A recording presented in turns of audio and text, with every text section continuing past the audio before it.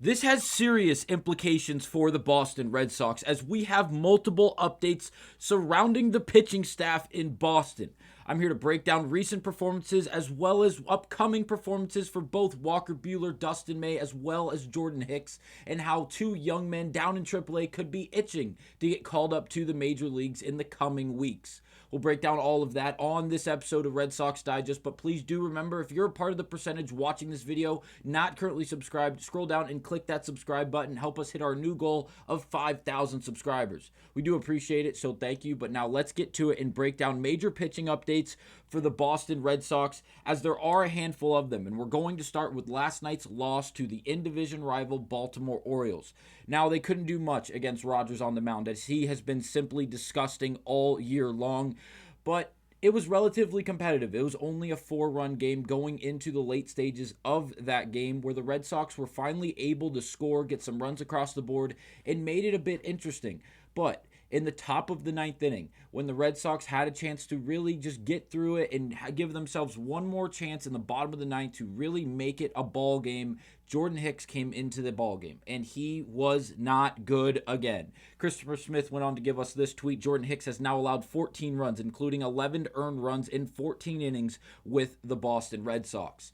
Now, it has not been good in Boston since he has arrived in that Rafael Devers trade just a little ways ago. And if you look at the underlying metrics, he has not been good. Yes, the fastball velo is way above league average. That is something that we knew we were getting from Jordan Hicks when he arrived in Boston. You look at the barrel percentage as well as the ground ball rate. Again, tops of the league. Those are the only underlying metrics even close to league average outside of extension. Things are not working for Jordan Hicks. There was conversations when he was in San Francisco about being a starter. He even got reps at the starting position. It didn't look that good. He was moved to the bullpen, where he's been used since, whether it's in San Fran or in Boston.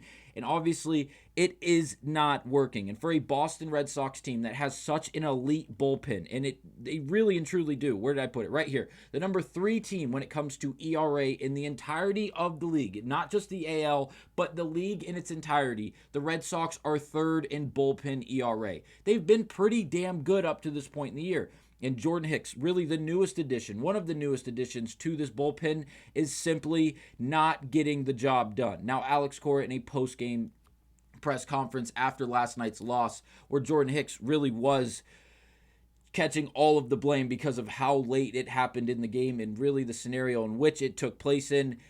Cora was on his team, or on his player's side. He did not throw him under the bus. He said he's going the slider. He did not get all the way across the plate. Obviously, he had a foul tip out of the glove, and then there was a fastball elevated that obviously Samuel, the new just prospect catcher for the Baltimore Orioles, was just called up, and he was able to piece up that fastball and drive it to the gap and drive in 2 runs in a double. Where did I put it? I put it somewhere right there, obviously, and it came after the wild pitch on the splitter that bounced off the plate, resulting in guys to be able to move up in scoring position even farther from first to second and third.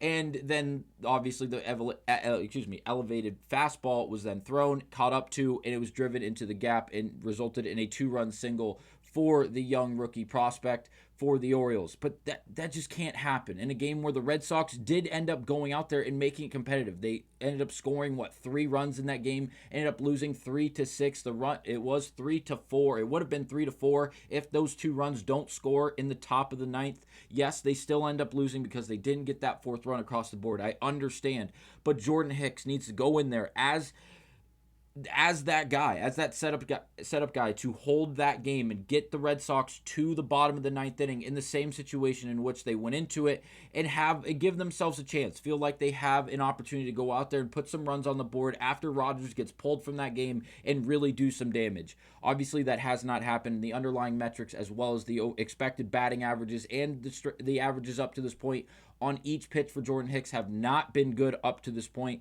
And it sucks to see, because again, he's going to be under contract for 2 more seasons on an average of $11 million or $12 million for the Red Sox on the books for the next 2 seasons, which is unfortunate.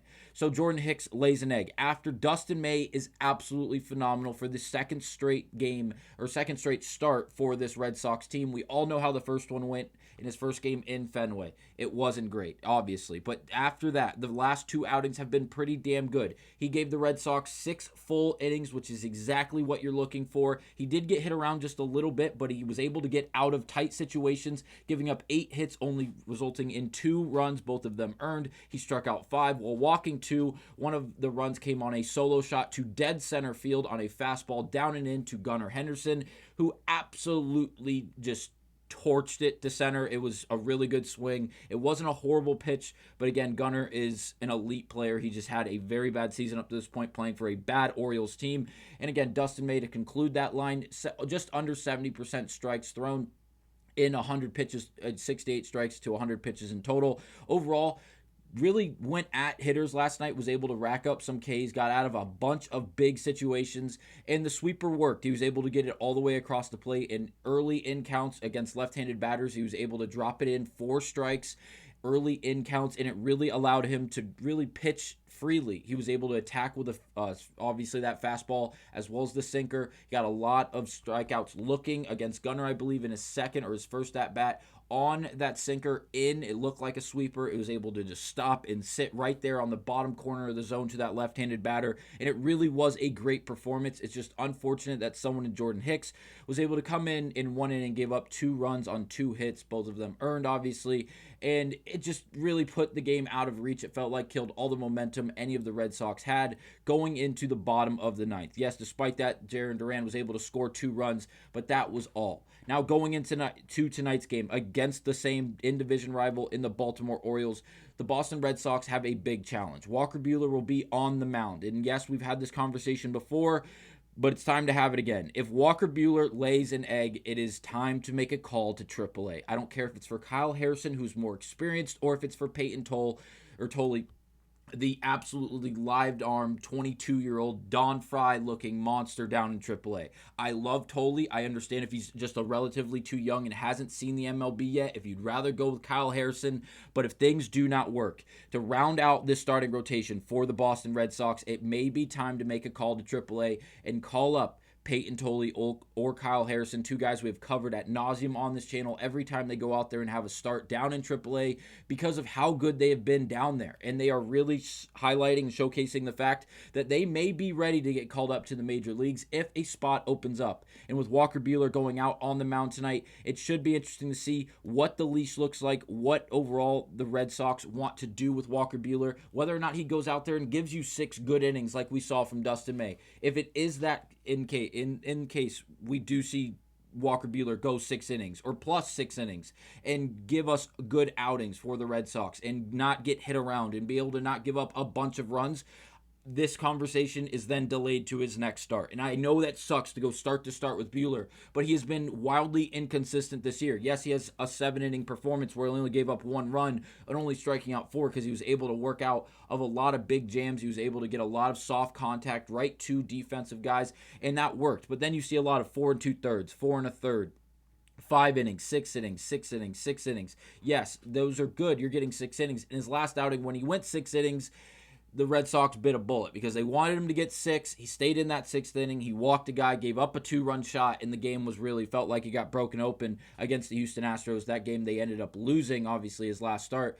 It's going to be interesting. I can't wait to see how it all plays out. Let me know down below your overall thoughts and opinions, not only on Jordan Hicks, but as well as Dustin May, and who you would like to see get called up if Walker Buehler goes out there and lays an egg tonight. Would you rather see the young left-hander in Kyle Harrison or the left-hander in Peyton Tolle? I'll see you guys on the next episode of Red Sox Digest. Thank you guys for watching.